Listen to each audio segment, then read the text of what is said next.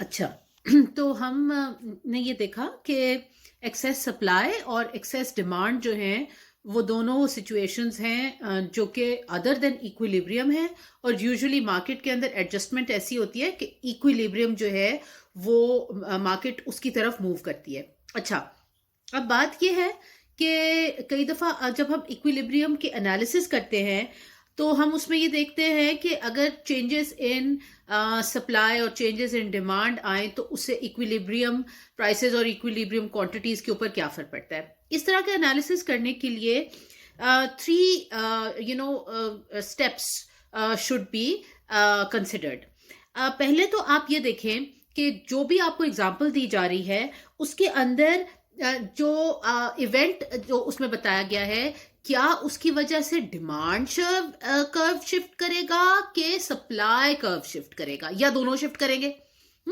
ये देखें पेज 79 के ऊपर उन्होंने लिखा है 3 steps for analyzing changes in equilibrium, right? So first you need to decide कि अगर आपको कहा गया है कि जी कोई इवेंट हुआ है, उस इवेंट की वजह से क्या इम्पैक्ट होगा on the equilibrium prices and equilibrium quantities.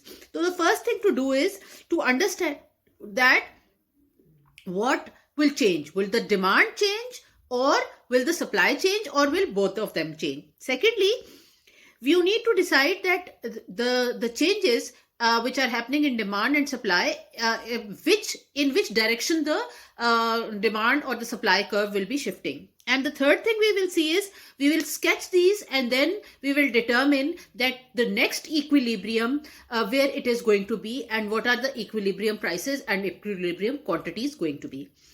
For example, जो एग्जाम्पल इन्होंने यहाँ पे लिखी है उसमें वो ये कहते हैं कि वही मार्केट है आइसक्रीम वाली, जो जिसके अंदर जो है वो मार्केट, आपने मार्केट डिमांड भी देखी है, मार्केट सप्लाई भी देखी है। तो उस मार्केट के अंदर अब गर्मी आ जाती है। जब वेदर जो है वो चेंज करेगा और इट बिकम्स हॉटर, तो क्या होगा उससे कि उससे इक्विलिब्रियम प्राइसेस पे क्या फर्क पड़ेगा। तो यहाँ पे ये अज्यूम करेंगे हम कि अगर गर्मी हो जाती है तो उससे क्या होगा कि buyers will want to buy more. In other words the demand curve is going to shift. Preferences बदलेंगी लोगों की, क्योंकि वेदर की वजह से लोगों की प्रेफरेंसेस बदलेंगी। तो पहली चीज तो ये डिटरमिन हो गई कि there is going to be a shift, and that shift is going to happen in the demand curve. ठीक है, और डिमांड कर्व के अंदर demand is going to increase.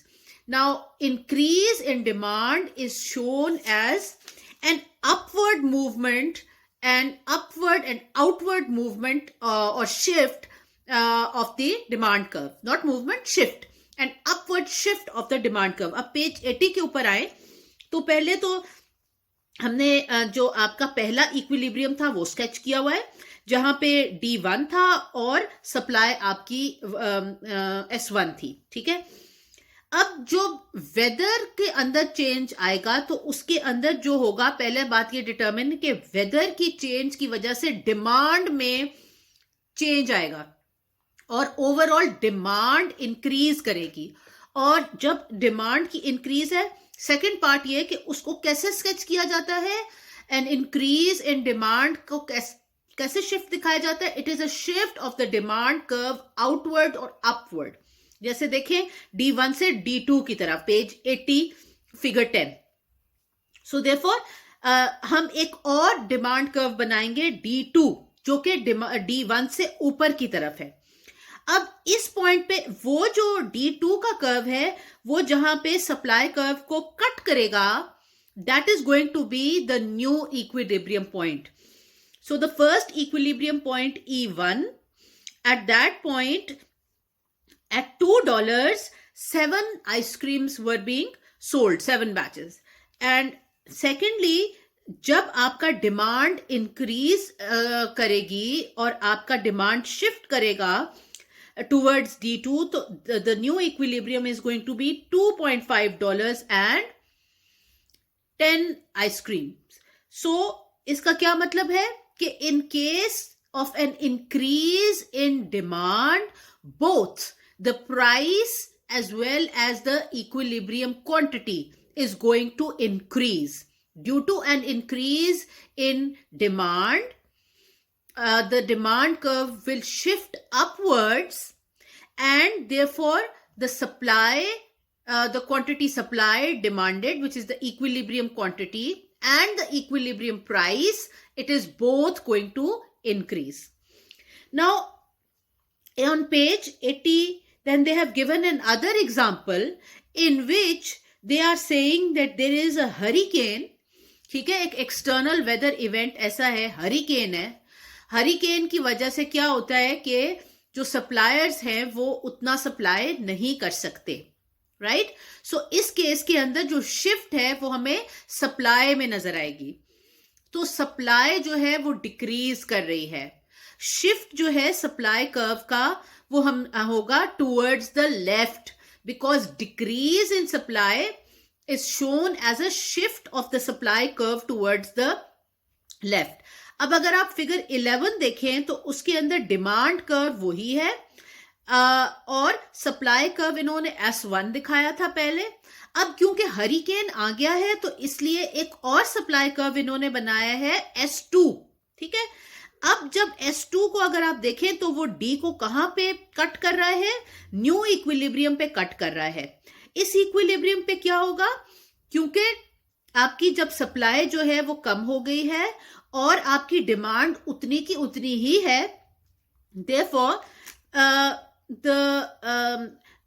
इसके अंदर क्या होगा, that the price is going to increase whereas the quantity equilibrium quantity is going to decrease. So when supply decreases, there is an upward pressure on prices, or prices increase, and there's a downward pressure on the equilibrium quantity demanded and quantity sold. अब very important, ये यहां देख लें figure 7 में, figure 10 में और figure 11, page 80 and 81.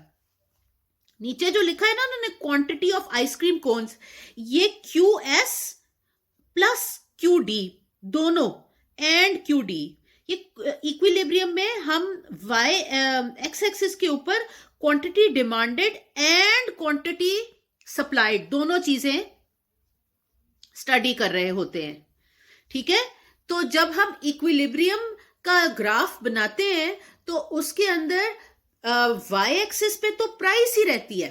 ठीक है, वाई एक्सिस के ऊपर प्राइस ही रहेगी, लेकिन एक्स एक्सिस के ऊपर जब हम इक्विलिब्रियम के कर्व्स बना रहे होते हैं तो quantity demanded and quantity supplied दोनों चीजें हम दिखा रहे हैं, क्योंकि हम दोनों ग्राफ्स बना रहे हैं, डिमांड का भी और सप्लाई का भी. तो हम एक्स एक्सिस के ऊपर quantity supplied and quantity demanded. ठीक है, तो इसलिए फिगर नंबर 11 से हमें क्या बात पता चली कि अगर कोई outside factor other than the price of ice cream effect करेगा, जिसकी वजह से सप्लाई जो है it is going to reduce, then that is going to be shown as a shift in the supply curve leftwards, and the result would be a new equilibrium in which the equilibrium price is increasing and the equilibrium quantity decreases. ठीक हो गया. Now अब एक और situation, अगर हम page उसके ऊपर जाएं, पेज 12 के ऊपर जाएं, तो उसमें वो कहता है कि ये ऐसी सिचुएशन है जिसमें डिमांड और सप्लाई का फोर्सेस दोनों एक साथ काम कर रही हैं. जैसे फॉर एग्जांपल ये कहता है, इस केस में अज्यूम करा है कि एक साथ ही गर्मी भी आ गई और हरिकेन भी आ गया. ठीक है, अब गर्मी के सिचुएशन में आपने देखा था कि there was an increase in demand, और हरिकेन के सूरत में आपने देखा था there is a decrease in supply. Now in case both these things happen together simultaneously, इकट्ठी एक वक्त पे, तो क्या होगा? If both these things happen together, then what will happen? What will happen is कि वी कैन बी श्योर, देखिए इसमें होगा क्या कि अगर इंक्रीज इन जो है there is an increase in demand and there is a decrease, then from here you can see that the price in both cases is going to go up, but we can't be sure about the quantity, the equilibrium quantity. अब for example वो कहता है कि पहले case में point A में वो आपको ये दिखा रहा है, फिगर 12 पेज 82 पार्ट ए, उसमें वो आपको वो सिचुएशन दिखा रहा है कि देखें इसके अंदर अगर आप D1 और D2 को कंपेयर करो तो आपको D1 में नजर आएगा, D2 जो है वो एक बड़ी इंक्रीज इन डिमांड को रिप्रेजेंट करे. Can you see? D1 और D2 को कंपेयर करो तो it represents a large increase in demand. और अगर आप S1 को और S2 को अगर आप करो तो ये represent कर रहा है a decrease in supply but a small decrease in supply. इस केस में जो उसका E1 था जहां पे आपका D1 और S1 इंटरैक्ट कर रहे हैं, दैट पॉइंट E1, वहां पे आप देखो Q1 और P1 इन्होंने दिखाया हुआ है. और जो दूसरा पॉइंट है जहां पे D2 और S2 जो है वो इंटरसेक्ट कर रहे हैं, वहां पे प्राइस P2 है और क्वांटिटी Q2 है. इस केस में आप देखो कि जो पहला वो सेकंड इक्विलिब्रियम है. इस केस में आप देखो कि प्राइस इंक्रीज कर रही है और क्वांटिटी भी इंक्रीज कर रही है. When there is an increase in demand, a large increase in demand and a decrease in supply but a small decrease in supply. अब जो इसी फिगर का सेकंड पार्ट है उसमें ये देखो, उसमें देखो D1 और D2 को कंपेयर करो, D1 और D2 को कंपेयर करो तो इसमें भी नजर आ रहा है कि there is an increase in demand. ठीक है, वेदर की वजह से there is an increase in demand but it is a small increase in demand. Whereas S1 और S2 को कंपेयर करो, this is showing that there is a big decrease in supply. So there is an increase in demand but a small increase in demand. There is a decrease in supply but there is a big decrease in supply. ठीक है. सो इस case में आप देखो कि D1 और S1 कहां पे इंटरैक्ट कर रहे हैं, P1 और Q1 के ऊपर. ठीक है, P1 और Q1 के ऊपर इंटरैक्ट कर रहे हैं.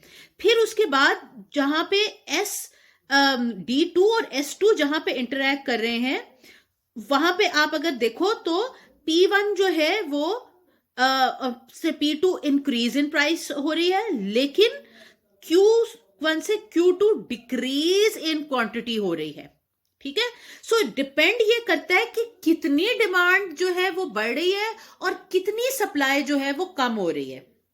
अगर हम इन दोनों चीजों को इकट्ठा देखें तो हम ये कह सकते हैं कि जी हम ये तो कह सकते हैं कि अगर एक ही वक्त में there is a reason due to which the demand is going to increase and the supply is going to decrease, in that case we can be sure that there is going to be a price increase, but we cannot be sure. It is ambiguous. Ambiguous का मतलब होता है unclear. It is ambiguous whether the quantity equilibrium quantity demanded and supplied, it is going to increase or decrease. We cannot be sure because it depends how much demand increases and how much supply decreases. Right. अब ये इसी से related अगर आप देखो table number 4, table number 4 में वो आपको ये डिफरेंट सिनारियोज दिखा रहे हैं. और अगर आप इन डिफरेंट सिनारियोज को देखो तो इसके अंदर पहले सिनारियो में अगर इसके साथ हम कंपेयर करके देखते हैं फिगर 10 को. फिगर 10 में क्या हो रहा था कि supply was same, no change in supply and demand was increasing. ठीक है, इस फिगर में देखो no change in supply, figure 10 के अंदर no change in supply and demand is increasing. In this case the price and the quantity is going to go up, and very true. आप इस यहां भी देख लें, price and quantity goes up. Similarly अगर आप देखो फिगर 11 के अंदर demand remains the same, no change in demand, but the supply is going to but the supply is decreasing. No change in demand and the supply is increasing. So the supply is decreasing.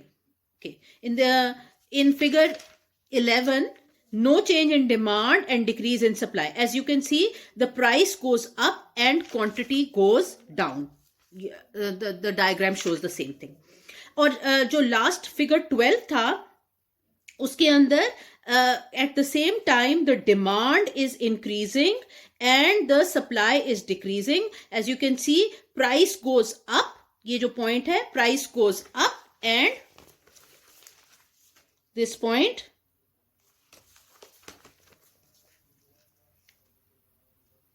price goes up, and Q ambiguous. Ambiguous means we cannot be sure, because we have seen in both these cases, it depends how much demand is increasing and how much supply is decreasing. So it is ambiguous, right? So अब इसके बाद हम देख लेते हैं कि जो question मैंने आपको दिया था, जो असाइनमेंट 5 है, राइट, वो असाइनमेंट 5 है, उसका भी मैंने आपको सोल्यूशन भी साथ ही इस में दिया हुआ है.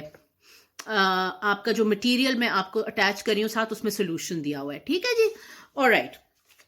उसके 9 पार्ट्स हैं और वो very close to what we have done before. ठीक है जी. और उसके अंदर जो है वो आप पहले क्या हमने करना है, पहले हमने दिखाना है कि जी एक शेड्यूल बनाना है. एक सेलर का, जिसको मैंने गफूर का नाम दिया हुआ है, जो कुल्फी आइसक्रीम्स बनाता है, उसका शेड्यूल दिया हुआ है यहाँ पे. और यहाँ शेड्यूल में भी आप देख लें, ये मैंने कुछ प्राइसेस ली हुई हैं और यहाँ पे उसकी क्वांटिटी सप्लाइड ली हुई हैं, दैट. और फिर साथ ही आपको उसका बना के दिखाया हुआ है यहाँ पे. इसको स्केच करना है आपने ऑन अ ग्राफ पेपर, क्योंकि कितना जो है गफूर की सप्लाई कितनी है और प्राइसेस एंड देन सप्लाई. फिर एक और कहा है कि एक और क्वेश्चन नंबर 2 में कुल्फी आइसक्रीम की एक और कोई फीमेल सप्लायर है शकूरन, उसकी भी बताई हुई आपको. ऊपर देखें मैंने जो है ना वो इसकी आपको इक्वेशंस भी लिख के दी हुई हैं. इनके अंदर से भी अगर आप डालेंगे तो आपके पास डिफरेंट प्राइस पॉइंट्स पे, डिफरेंट क्वांटिटी सप्लाइड पे आपको डिफरेंट प्राइस पॉइंट्स मिल जाएंगे. ठीक है. सो ऊपर मैंने यहाँ पे इसकी इक्वेशंस भी लिखी हुई हैं. सो ये शेड्यूल हो गया, यानी डिफरेंट प्राइसेस के ऊपर वो कितना सप्लाई करेगी, और साथ ही आपने उसके सप्लाई कर्व्स भी बनाने, और ये आपने बनाने हैं ऑन अ ग्राफ पेपर. इन दोनों को जब हम ऐड करेंगे तो हमारे पास मार्केट सप्लाई का कर्व आ जाएगा, उसको भी आप ग्राफ पेपर के ऊपर दिखाएंगे. फिर नंबर 4 पे मैंने आपसे ये पूछा है कि suppose the price of kulfi ice cream increases, what effect will it have on Gafoor supply. देखिए ना जी, सप्लाई, ये पॉइंट नंबर 4 में तो अगर price of the good changes itself, तो that's just shown as a movement. That is just shown as a movement. Point number 4, ये देखें मैंने यहाँ पे लिख के बताया हुआ है, point number 4. उसके बाद point number 5 के उसमें मैंने आपसे पूछा है कि जी अगर price of milk and sugar goes up, तो price and how will that be shown? So that is going to be shown as an increase in supply, or increase in supply is a rightward shift, or a decrease in supply is a leftward shift. ये मैंने उसके साथ explanations भी लिखी हुई हैं, इसको आप पढ़ लें. ये वही स्टैंडर्ड थ्योरी है, उसी के ऊपर बेस्ड है. वैसे अगर आप अपना मटेरियल उसको अच्छी तरह आपको अंडरस्टैंडिंग हो, आप समझ में आ जाएगी ये. उसके बाद मैंने फिर इक्विलिब्रियम का भी जो है वो आपको नंबर 7 और 8 जो है वो इक्विलिब्रियम के साथ रिलेटेड है. और जो आखिरी इसका सोल्यूशन है वो नंबर 9, जहां पे मैं कह रही हूँ कि साइमल्टेनियसली डिमांड और सप्लाई अगर इंक्रीज करेगी, साइमल्टेनियसली डिमांड एंड सप्लाई अगर इंक्रीज करेगी तो उसका क्या इफेक्ट होगा, तो वो भी यहाँ पे नीचे उसका सोल्यूशन है. और इस सोल्यूशन को आप इक्विलिब्रियम सॉल्यूशंस को आप ये जो टेबल पेज 82 पे है इसके साथ कंपेयर भी कर सकते हैं कि यही जो कि if there is an increase in demand and similarly an increase in supply at the same time. So price is in case of simultaneously increase in supply and demand, that equilibrium quantity increases, but we cannot be sure about equilibrium price. So table 4 on page 82 shows the same thing. तो इसको आप solve करें. ये number 5 है. This is the, इसका solution भी है, लेकिन जब आपने इसको अटेम्प्ट करना है, इसको असाइनमेंट नंबर 5 को अटेम्प्ट करना है, तो आपने इनको क्लियरली अलग अलग हर पार्ट को अलग अलग जो है वो अटेम्प्ट करना है, और उसकी साथ साथ डिटेल्ड इंटरप्रिटेशंस भी लिखनी है. ठीक हो गया ना जी. सो ये मैंने सॉल्यूशंस आपको दिखाई हुई हैं, ये भी सॉल्यूशन दिखाई हुई है. ये है जी आपकी असाइनमेंट नंबर 5 की सॉल्यूशन, और इससे पिछला वाला अगर आप देखेंगे तो असाइनमेंट नंबर 4 की भी सॉल्यूशन आपको गिवन है. आपने हर पार्ट को अलग अलग अटेम्प्ट करना है, और उसकी अलग अलग जो है फिर वो आपने इंटरप्रिटेशंस लिखनी है. सो होपफुली आप लोग ये चीज़ कंप्लीट कर लेंगे, और मुझे असाइनमेंट नंबर 4 और असाइनमेंट नंबर 5 आपने 16th ऑफ अप्रैल तक सबमिट करवानी है. Good luck. और अगर आप लोगों को अभी भी इशू हो और चीज़ समझ में ना आ रही हो, तो अपने CR से बात करें, और वो मुझसे टाइम ले लेंगे. मैं आपको लाइव जो है वो जूम या किसी भी और जो है वो इस किस्म की मीटिंग जो ऐप है उसके ऊपर मैं आपको अकोमोडेट कर सकती हूँ. So thank you very much. Good bye.